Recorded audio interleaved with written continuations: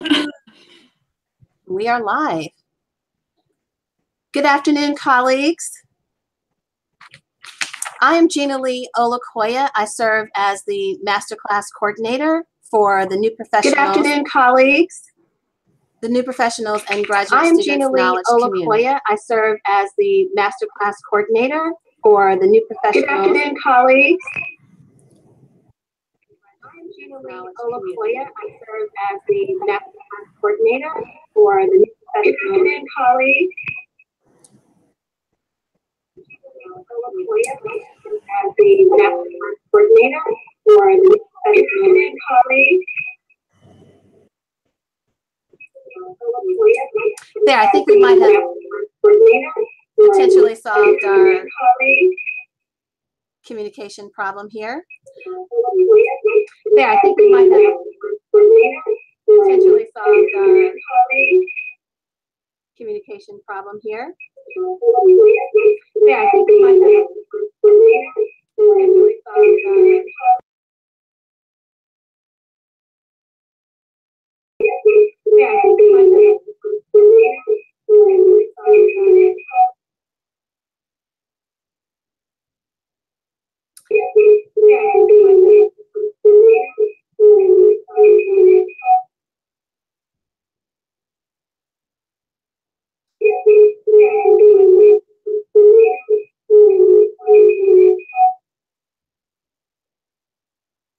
Okay, we're having some technical difficulties here. So give me 1 minute to fix that. Okay, we're having some technical difficulties here. Fix that. Okay, we're having some technical difficulties here. Fix that. Okay, we're having some technical fix that. Okay, we're having some fix that. Okay, we're having fix that. Okay, we're having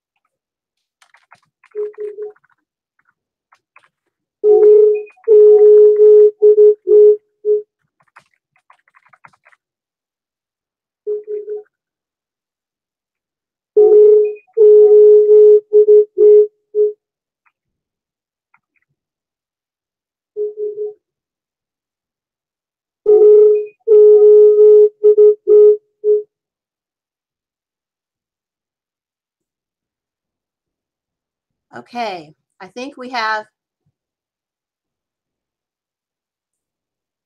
Okay, I think we might have solved our technical problems. Thank you, members from the knowledge community, for putting information in the chat box to help me get through those technical problems.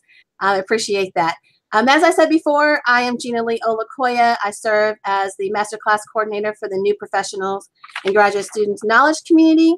Today is our Nuts and Bolts series, which we have invited our 2 esteemed colleagues to share with us a little bit about assessment. Our first colleague that I'd like to introduce you is Dr. Erin Thomas. Erin is the Director of Assessment and Engagement Initiatives for the Division of Student Affairs at Illinois State University. Erin has dedicated her career and academic pursuits to learning more about how to improve student experiences and learning through her variety of roles in student affairs over the last 15 years. Prior to this position, she spent her career in the Dean of Students Department building new initiatives and offices in the areas of leadership development, community service programming, student organization support, parent services, and Greek affairs.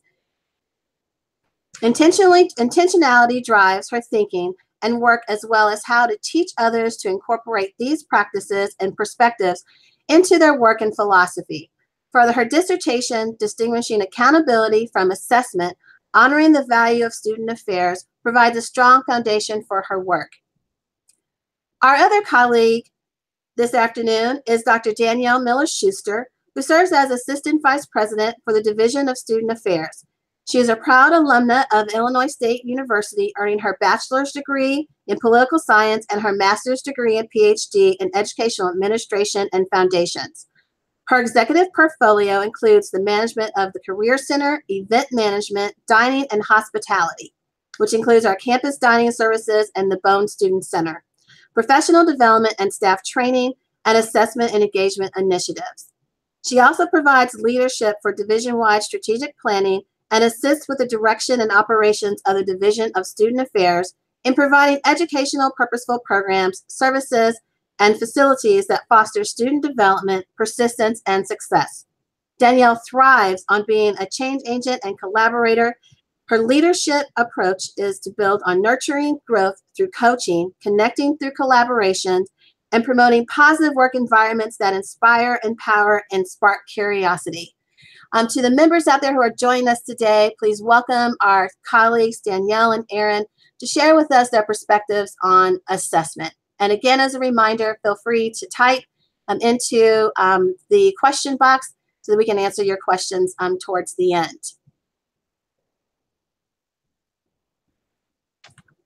Muted. Oh. Okay, all right. Unmuted, everyone. Well, thank you for the introduction and the opportunity to be here, Gina. We appreciate it. It's good to have a fellow Redbird down the street looking ways to connect with colleagues and allow us the time here today to talk with folks. So Danielle and I are really excited to be here with you all today. It will be an adjustment for me to not be able to see you all. I'm used to doing presentations, and so I might be using my hands and pretending you're all in the room with me, but know that I'm talking to you all out there wherever you might be. So excited that you're here with us today. Danielle and I get the pleasure of most days talking about assessment and planning and their interplay and how they intersect, and the importance of planning your assessment as well as assessing your plan. And so we hope to share some tidbits and pieces that we have picked up from our time together, working those different roles of Danielle really building out the planning and the assessment within our division, and then bringing me on board to continue to those efforts. So our fundamental goal for today is to provide skill building knowledge in the area of assessment and planning intended for immediate use. We want you maybe even later this afternoon to say, oh, you know what, I'm going to go get some data or pull some information together or think about this differently, as well as to provide some inspiration for a lifetime of an enjoyable career.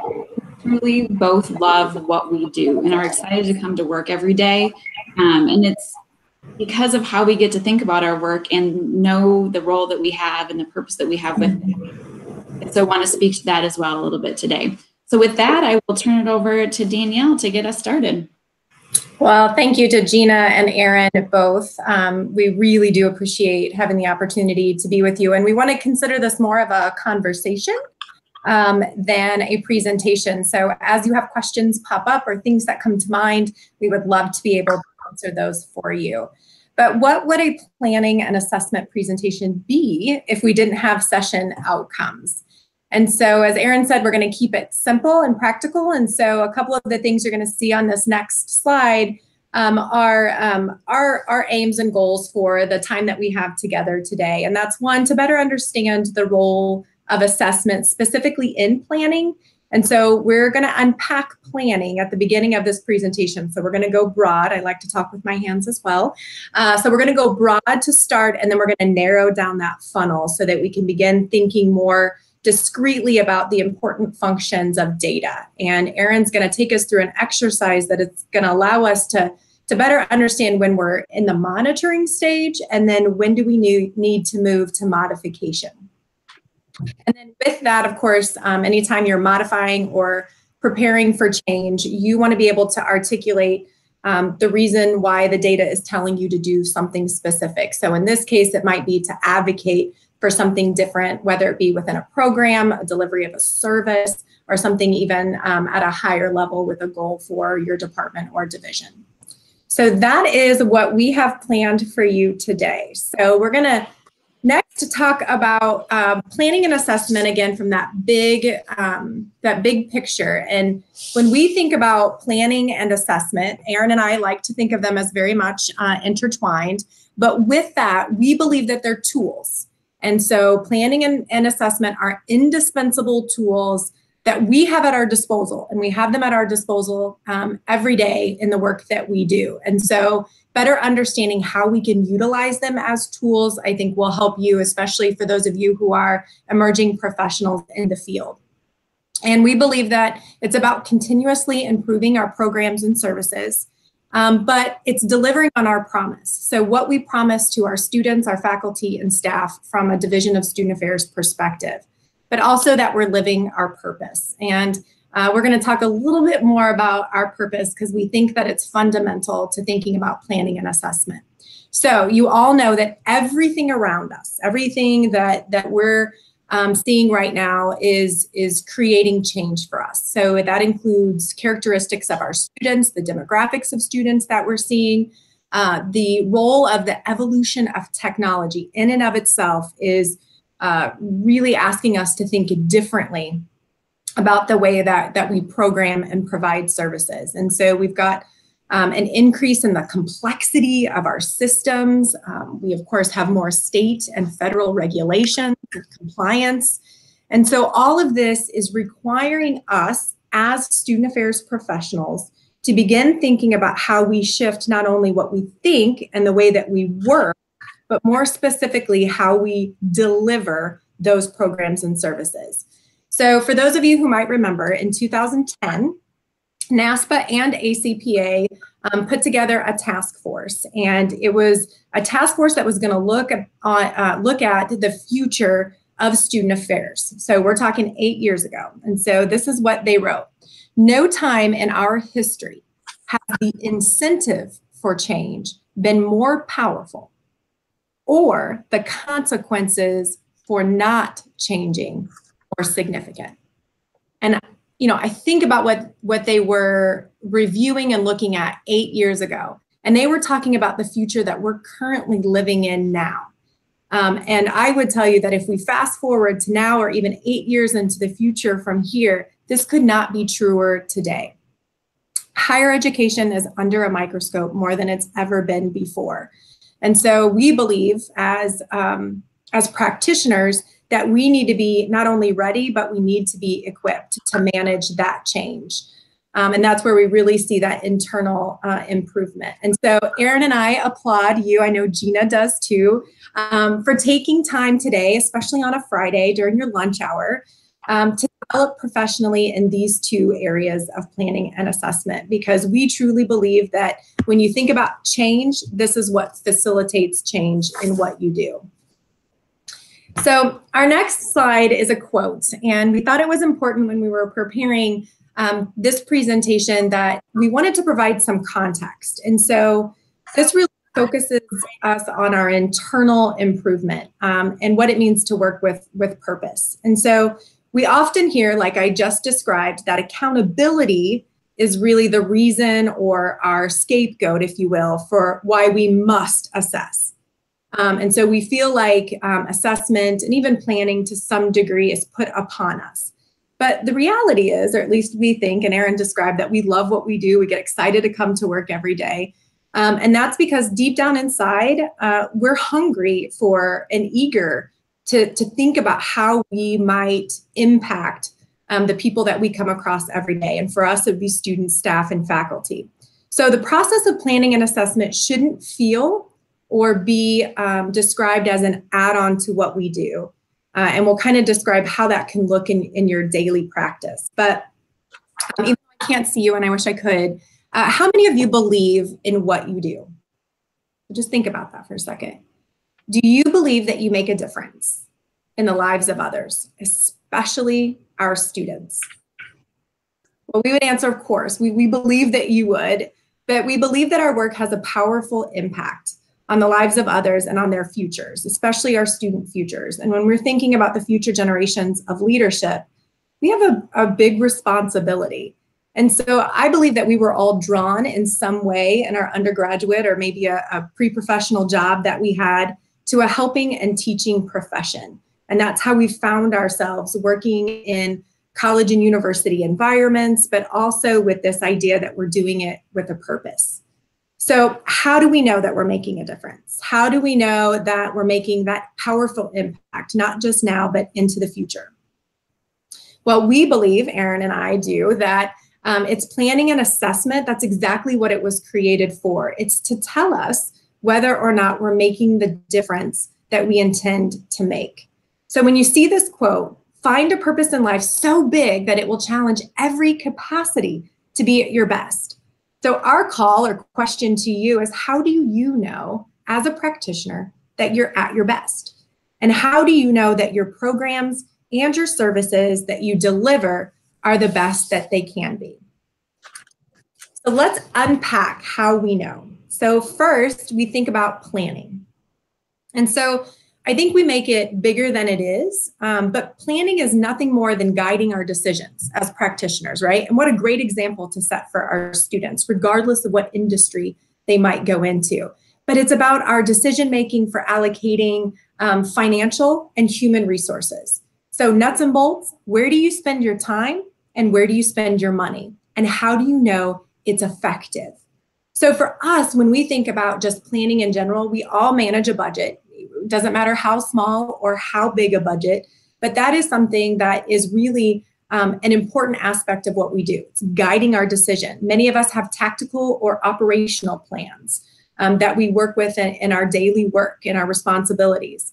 When we think about succession planning, right? Professional development just doesn't happen to you, right? You planned that for yourself or for your staff. You made a conscious decision to be with us today because you knew that this topic was important to our profession. And so you chose that. So that's part of being avid planners in the work that you do and that of others. And how many of us have contingency plans, right? For almost everything we do, again, no matter how small or big, we almost always have a plan B, sometimes plan C or D. And so that's what effective planning looks like at that top level. When we are internally motivated, we take responsibility for change, right? Instead of letting change happen to us. So it's nice to know that planning can guide what we do versus somebody else dictating that for us. So planning should be a well-organized practice. And on our next slide, you're going to see some very specific reasons why planning can guide the work that we do. Oh, or all the slides. So the first one is it keeps us on track. It's very specific in doing that. It doesn't matter if it's, and we're going to talk about levels of plans, whether it's a micro or macro plan. It keeps us on track. It provides direction. So each of those, you want to advance that for us, Gina? It provides direction. It is functional in nature just by the virtue of what a plan does.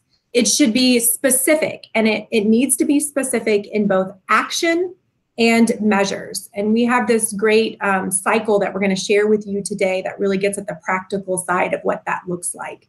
And then it also increases transparency. And it does that for not only for you, but for the other people that work with you. And even if you have a small staff or student staff, it allows that transparency to be widely known within the organization. But one of the things that Erin and I talk about a lot is that planning is a practice. And I think oftentimes what we do in our profession is we call it a process. And so we're always thinking about when that process is supposed to take place. But the reality is, if it is an actual practice of what we do, it's inherent, right, in the job that we have. And so it's something that we just continue to do daily.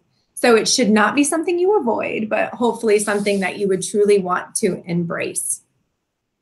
Assessment, on the other hand, that's where it allows us to help us to understand what change is needed And that's only if change is needed. And through this process that we're going to go through today, it's going to kind of unpack, when do you know when you're in that monitoring stage or when you actually need to be modifying?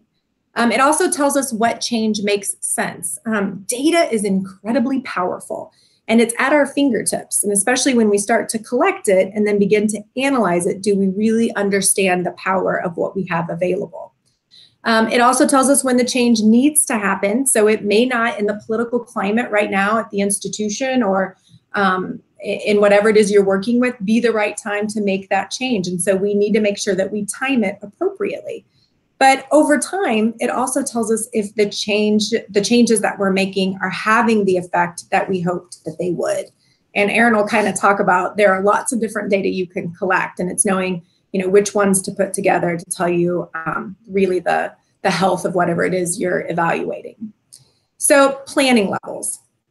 For the purposes of this presentation or dialogue that we're having with you today, we're only going to talk about two.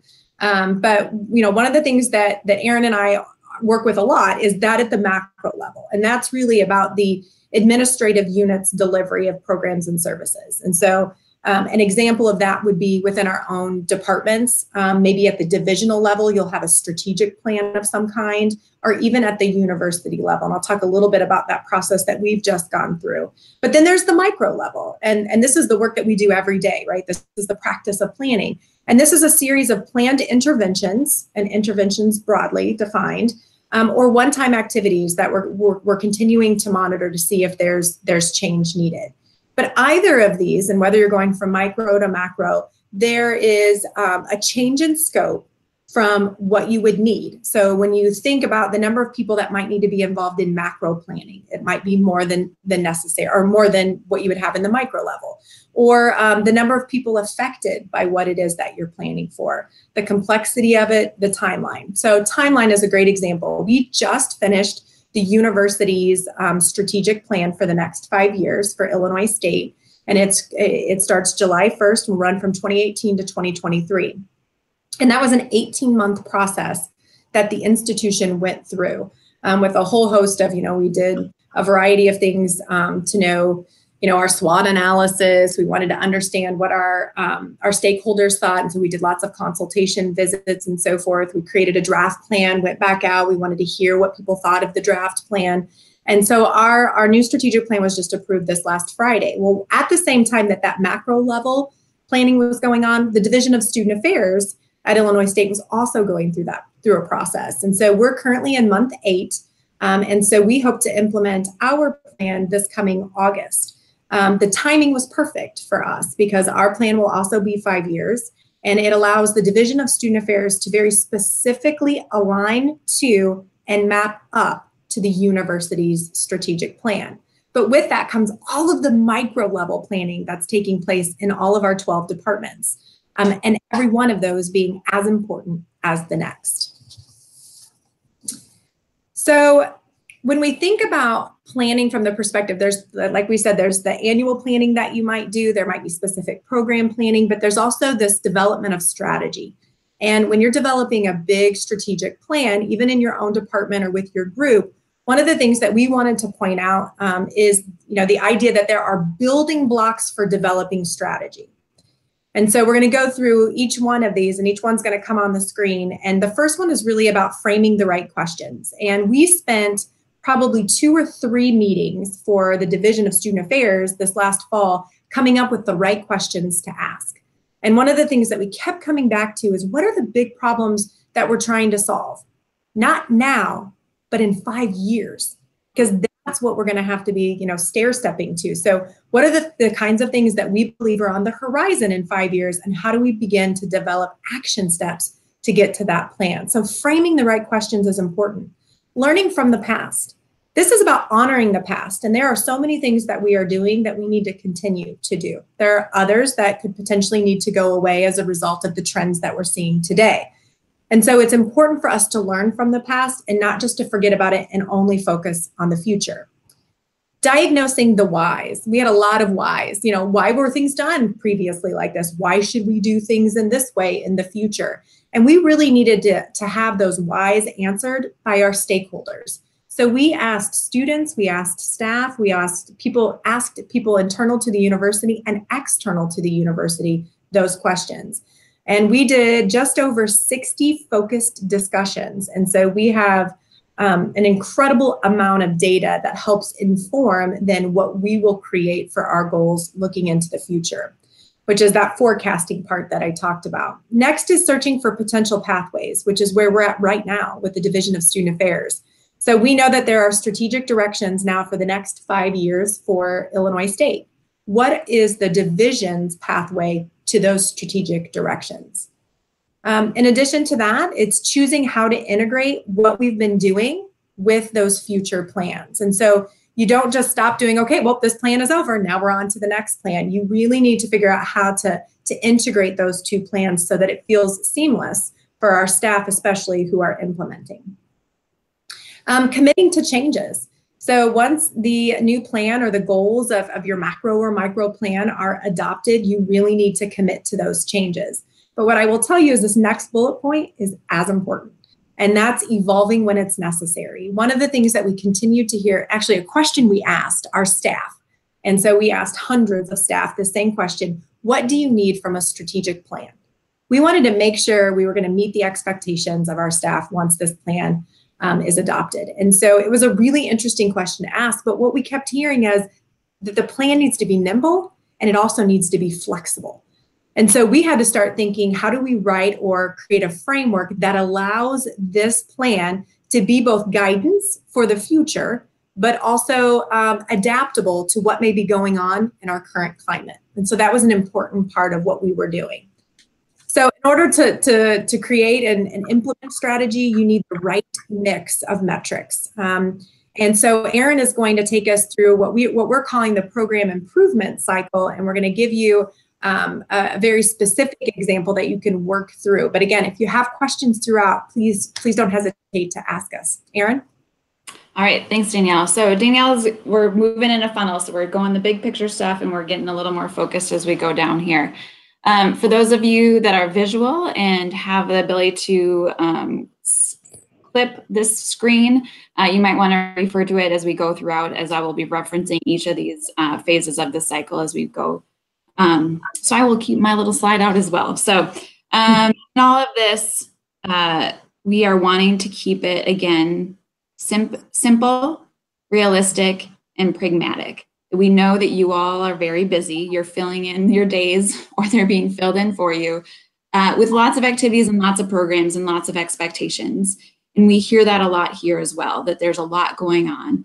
And so one way to help balance all of that out is to look at the data. Data tells us stuff. It takes away some of the emotion.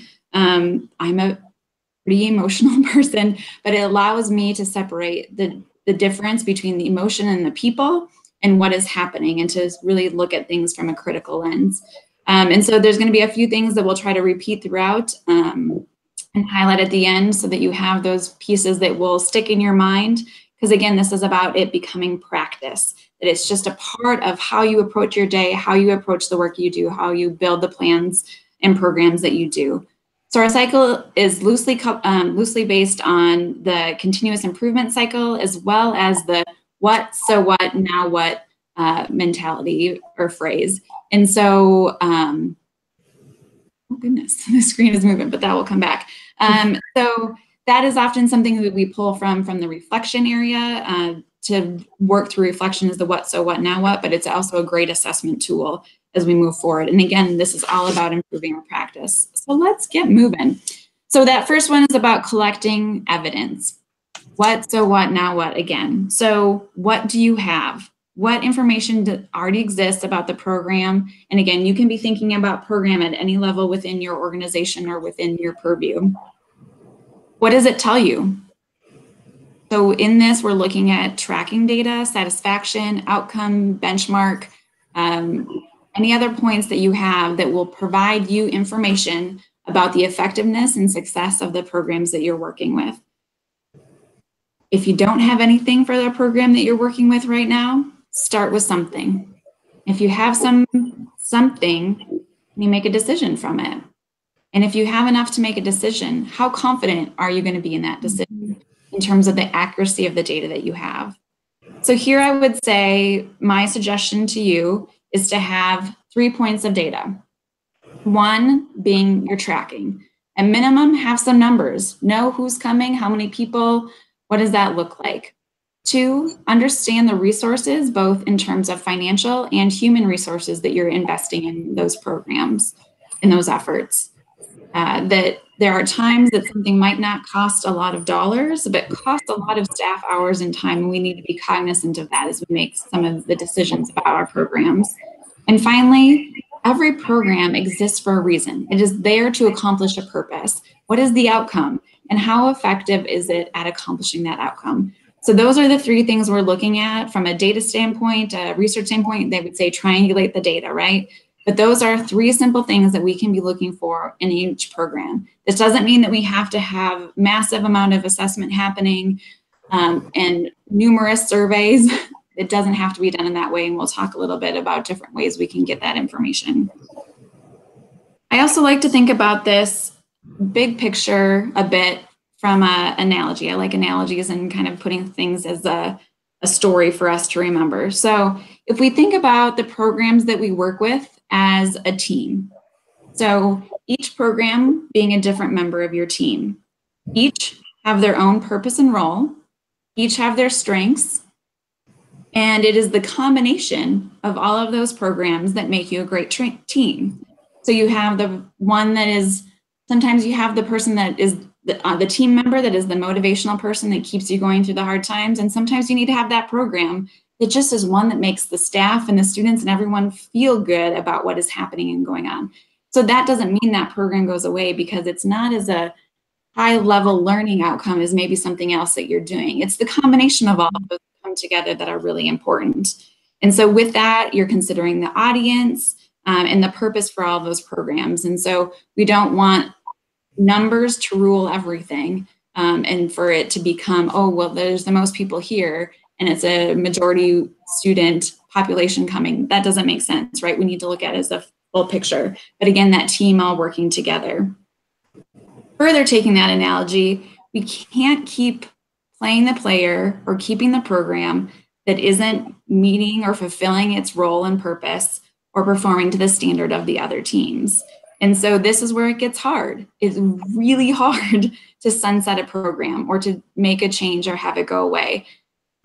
But if all of your programs are hitting all of the marks that they need that you set for them, and this one is down here, it's time for those resources that you're putting in financially and human to go into one of these other ones or to start another initiative that will round out your full sequencing of programs. So again, the what is there? What do we know? And so what is next? What else do we need to round out the information that we have so that we can get the information? How will we go about doing that? In terms of getting that information, there's a lot of direct measures that we can use, and I encourage you to use direct measures. That is a term that you're not familiar with. It's easy to Google direct measures and figure that out. That's going to be your strongest evidence for things, as well as observation. Our eyes are very powerful tools when we look at the assessment process. So as we move to understanding our context a bit, this is important. So we're going to take an example throughout this for us to kind of put it into practice and get it in our heads a little bit. So all of us have come into a position in which we have inherited a program.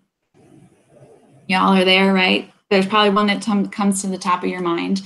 And it's probably not your favorite program. It might be something that is a little bit of a concern, right? That there's some history there, there's not flexibility. The person who created it is still there and believes firmly that it needs to continue. But in the time that you've been in the position, you saw a decrease in attendance, or that there has been some added on traditions that are maybe not as beneficial as when the program started.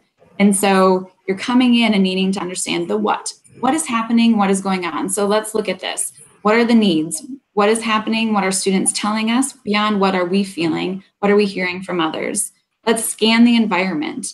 What are current operations like? What are our student characteristics? How might have those evolved in the last 5, 10, 15, 20 years, depending on how long that program has been happening? What's happening at the institutional level.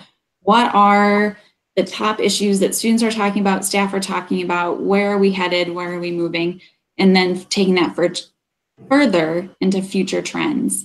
What do we need to be mindful of, and are we moving in the right direction for our programs to continue to stay current with our students and their changing needs and demographics? I would also say, in understanding the context, we need to look at past programming and improvement data and feedback. Don't operate in a vacuum. You need to look back as well as we look forward.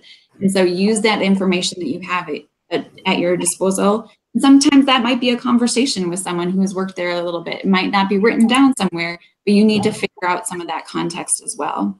And I would also encourage you to pull in conceptual or theoretical frameworks and understand that context. What is the bigger picture of the office or department or program that you're working with, and how does that program fit within that? So we're working through understanding this program and saying, okay, what is happening? So what does this mean for the context of this institution? Now what? Where is this headed, and how can we change? We're going to have to move in further to some of that data and analyzing the information. So as we go on to the next slide. So really, we're looking to uncover those answers. What is it that we don't already know that's going to help us make a decision on whether we need to modify or proceed as planned? In this, we're looking for what is happening, what is not happening in terms of that greater outcome or role within that program for our institution or for our office. What are the elements of the program that are most effective? So depending on if it's an hour-long session or it's a 5-day session, what elements of that program are the most effective, and how do you know what those are? And so you're going to use your assessment data to help you figure out what those strong points are and what those areas of improvement are, as well as what is the data able to show you or not able to show you. And so we sometimes say, oh, we have this survey data, and we think from that we can make decisions on all types of things. But we really need to be mindful about matching our source of data and the tool that we used it with how we are using it. And so there are lots of great comics out there about, okay, I have this report and I'll make the data on it, and it's about a very different topic. And so we can't be connecting things that aren't intended to be connected. So make sure that when you're selecting your tool, that you're getting to the real root of what you're trying to accomplish there. So for example, let's go back to our inherited program. What data do you have? So maybe you have some tracking data that you've seen that dip in numbers, but can we break it down even further? Can we have it by the number of people that were informed of the program, those that somehow demonstrated some interest, those that actually applied or RSVP'd or whatever that system might look like, to those that actually attended? And when we break down the numbers in that way, we possibly can see some hurdles or some potential modifications that can be made from there. For example, again, if this is a tradition program and it's supposed to be building pride, what are we using to measure that? Satisfaction is not the same as building pride. So if someone walked away from an event saying, or came away from an event saying, oh, this was great, I felt the spirit in the moment, but if that's not changing their affinity to the institution, is it really accomplishing the goal? And so maybe working with senior exit survey and saying, what were those significant moments that really built your sense of pride and loyalty to the institution? Might be a better source of data than doing an immediate satisfaction survey. Tracking is a part of it. Can it be the whole story? If X majority or X percentage of the students are at the program, does that become in and of itself a pride builder? Perhaps, because lots of people there, it just adds to that community feeling. But those are decisions that you need to work through and make as you work through your program. So let's take this further. So now you're getting in all the information, you're getting excited about what's there. Now it's time to have a conversation or a discussion with your data. Be friends, get to know each other, not just report on it, right? To say, here's it, and now I'm going to dump it to somebody else.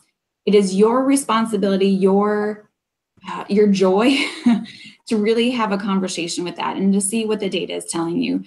With that, I think it's important for us to always remind one another to check our assumptions. That we're coming in probably having an idea of how we want this change or modification to happen, or perceptions about what is or is not happening. Articulate that for yourself. Check those assumptions before you move into this.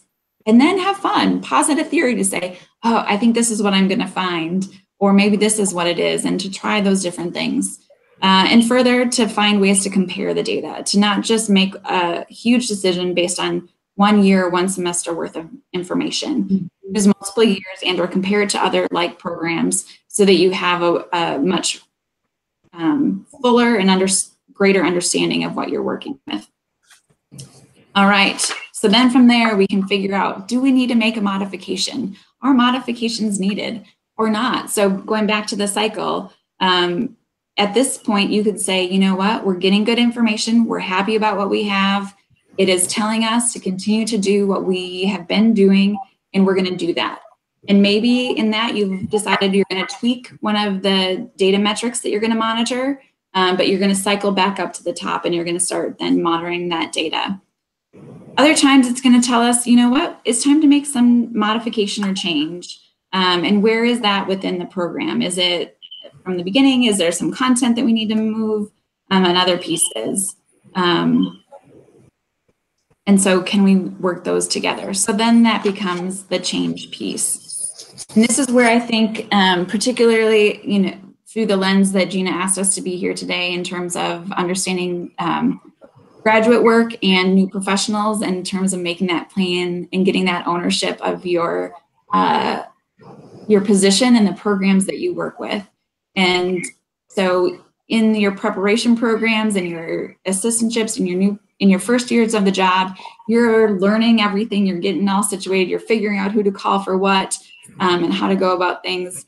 But at some point, we start to transition from being the implementers to being the modifiers and the builders of programs. And to do that, you need to think about how you're constructing the change. And relying on data is a huge part of your ability to do that. So data is going to lead you down that path. It's going to help you figure out what the future will hold. In that, you're thinking through intended and unintended consequences of your change. So what are you trying to have happen, and what might happen if you make this change? You also need to be mindful about how you're compiling and presenting those proposed changes. And this is where it gets a little interesting, right? So there's been a number of times in which staff have come to me and said, Erin, this isn't working. Hey, great, tell me more about that. That if there is not, hey, Erin, this isn't working, and I think we should do X, that's a very different conversation, right? So if you're wanting to take further responsibility and ownership in the program that you're working with and believe firmly in a change, because the data is telling you to move that way, you're hearing student feedback and other pieces to move you in that way, you need to help tell that story about making that change important. Because again, there are people associated with this that have strong feelings towards what is happening or not happening. And so to think through how you need to present that information, what is uplifted at your institution, what are the types of things that are held of value in terms of how decisions are made, how annual reports are put together. Whatever they're asking for are the things that they care about and are the things that they make decisions by. So you need to be mindful of what are those metrics of success or decision for your institution. In all of this, please plan your assessment of that change to say, okay, here's our modification. We're going to move in this direction. And to see if that happens, here's the assessment that I'm going to do to see if we've made that progress. In all of this, write it down. Create a written proposal. Whether you technically or whether you need to share that with the person, again, this will go to what your supervisor or the decision makers need to have. Most of them will prefer some type of written plan that really breaks down these pieces. The thing in presenting all of that information is to remember that just because you see it this way doesn't mean that they do and they've been ignoring this. That they're maybe not seeing it in the same way, they're seeing it from a different angle. The other part of that is that we need to make sure that in showing them our view that we're ready to see theirs. Not just hear it, but to see it and to fully understand there might be some other pieces that we missed in understanding the context or the goals for that program or the program within the greater department. All right, so we're moving forward with our plan and we're having our ownership over that. And now it's time to implement the change. So in this, we're thinking and considering the delegation. Are there other people involved in how we need to move forward with this change, and who does that need to be delegated to? The marketing that might need to happen. I will say often to our folks, tell people what you heard. We do a lot of assessment for different reasons, but have you ever gone back to those audiences and said, we heard you.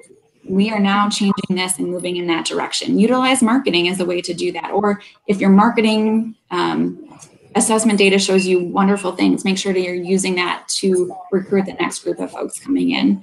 And consider the time. How much time are you going to need to make the change, prepare things behind the scenes, and what is that going to look like on the front end for users as well? And next, we're looking to incorporate assessment and evaluation activities as much as possible. Excuse me. So we're needing to figure out the data, where is it pointing to us? And so assessment, evaluation is really about the data, the decision. And when you come to evaluation point, you're making the decision, do you continue as is? Do you continue with modifications, or do you abandon or sunset? And so you need to make sure as you're planning this change or the entire program that you have the information and resources available for you at the end to make that decision. So those are the important ones for us to move forward with as we implement that change and to know how that's all coming together.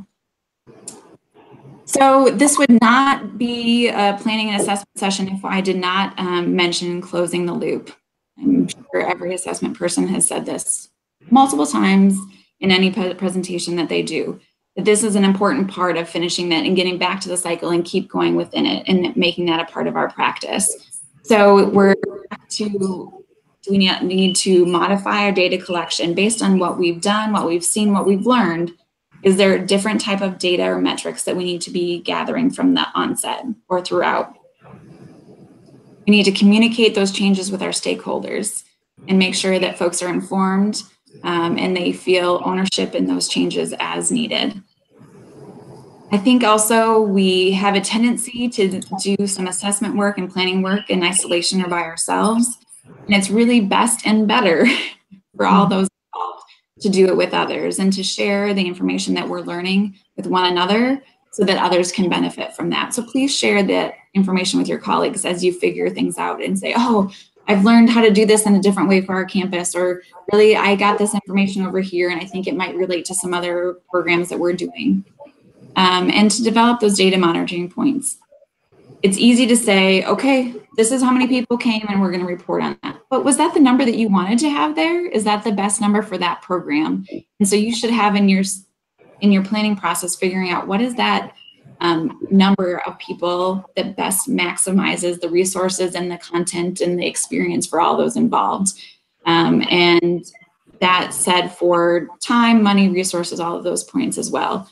So continuing to know those and modify them. I think it's easy to get caught up in, we're just happy to hear from someone. I was in a meeting yesterday and we communicated with thousands of people about an exciting change. Someone's like, yeah, we heard from 8 people and we were excited about that. And I was like, oh, good. And then I caught myself, I'm like, why am I good about 8 people responding out of thousands? And so we have to at some point set a bar for ourselves, and the planning and assessment allows us to do that and to be confident in that and then be able to make decisions about where things move from there.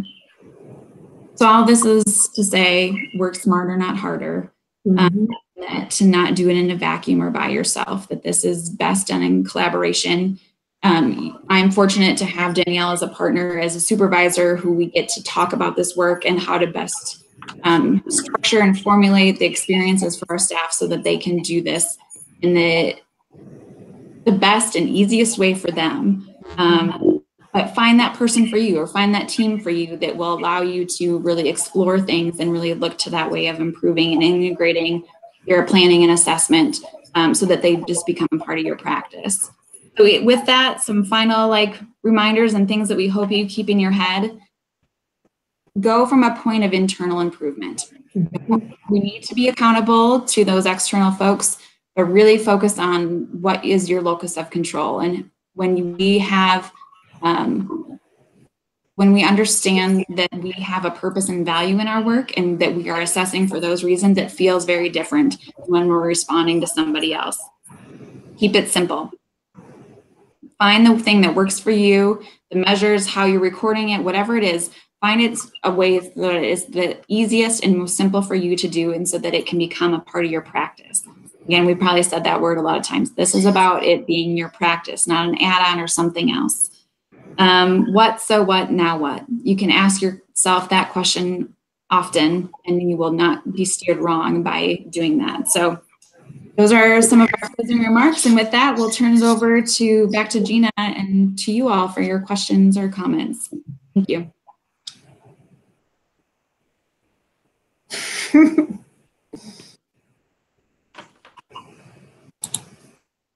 So we have we had one particular question I think is really good, which is about what at the new professional and graduate student level, what would be some of your recommendations for how these professionals can engage with assessment and strategic planning at their particular institutions?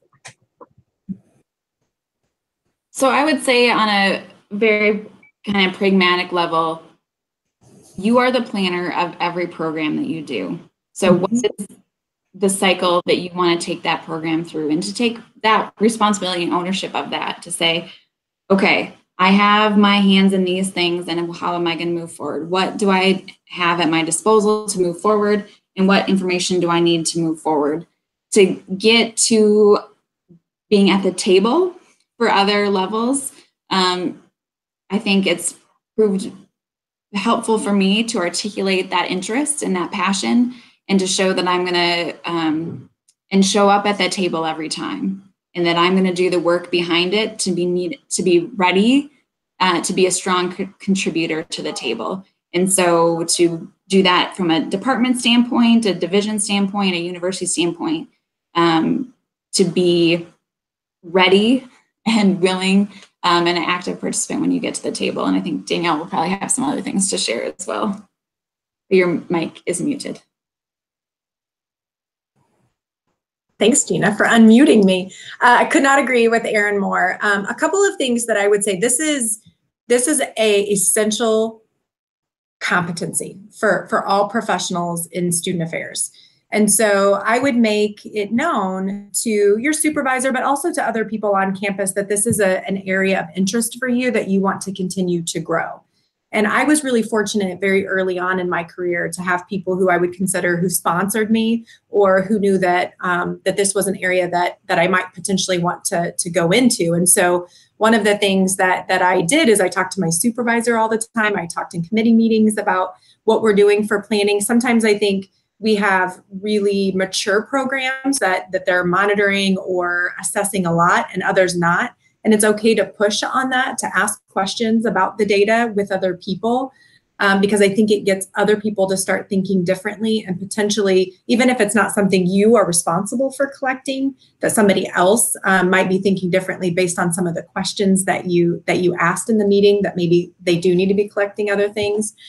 But because of some of these sponsors or people that I had talked to, any opportunity that they had to bring somebody else to a committee meeting or to a discussion, they brought me along. And so the more that I got to see my micro planning at a macro level, helped me to understand the university or even the division in a different way. And that continued to develop this skill for me over time.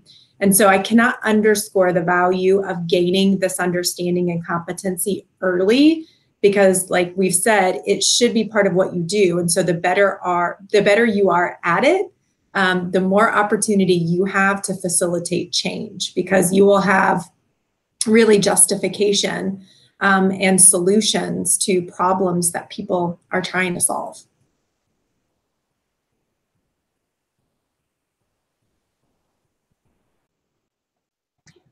And again, if anyone has any additional questions, please type them into the chat box. I'm looking at that now.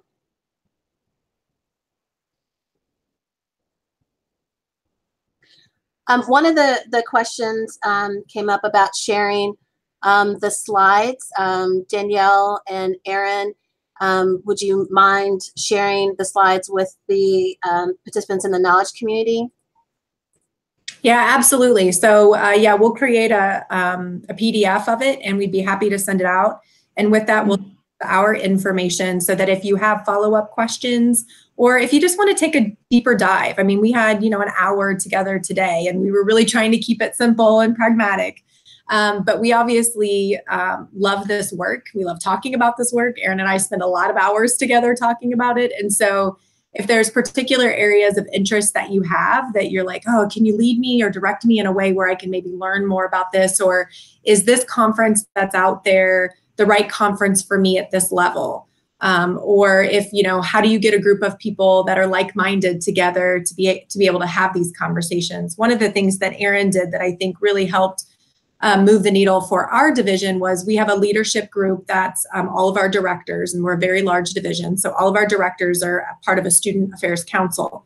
And we all had varying degrees based on our experiences about assessment. And so we really just needed to ready our minds for terminology, for understanding culture, understanding how to change culture as it relates to assessment. And so we spent an entire semester reading a book, talking about it. And then at the end, we spent time in a really concentrated, intentional retreat, bringing all of the concepts to life and how it related to the work that we were doing. And so we've got a lot of great examples that we'd be willing to share from our experience that might help you as you begin your own pathway to this competency area.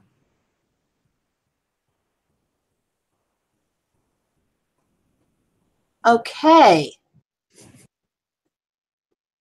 Thank you so much, Aaron and Danielle. I truly have appreciated your time with us. I was taking lots of notes on the side myself saying, yes, that's correct, that's true.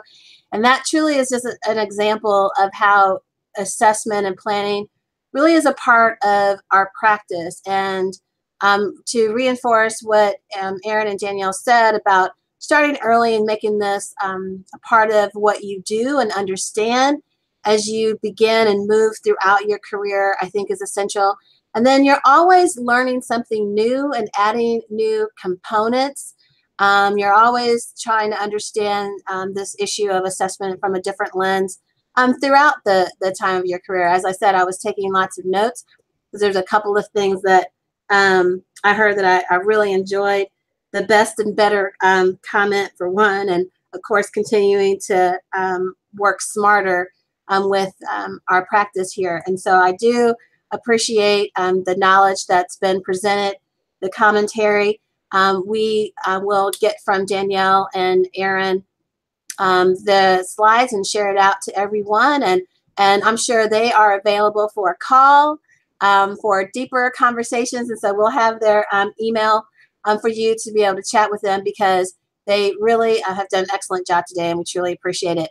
Thank you all for joining us today. Again, if you have any suggestions for future master classes, please send them our way. We do have the survey still out, so if you take a notice to that, that'd be fantastic. And again, thanks to all of our knowledge community members and the members of the New Professionals, Graduate Students, Region 4 leadership team. Thanks so much. Take care, everyone.